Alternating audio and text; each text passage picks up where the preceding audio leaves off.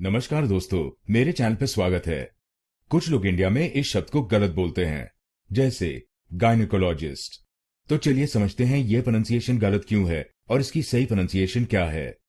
इसकी सही प्रोनाउंसिएशन है गायनेकोलॉजिस्ट। गायनेकोलॉजिस्ट।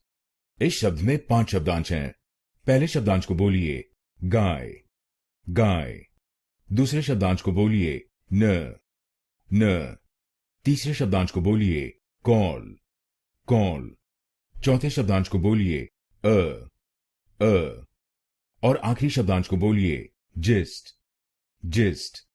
तो बनेगा गायनेकोलॉजिस्ट, गायनेकोलॉजिस्ट।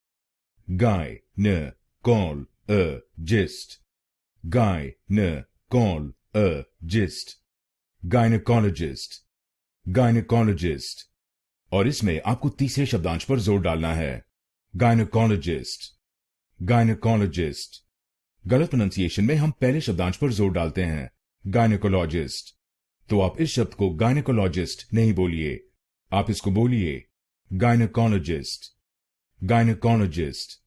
अब आपको मालूम हो गया इस शब्द की सही प्रोनाउंसिएशन।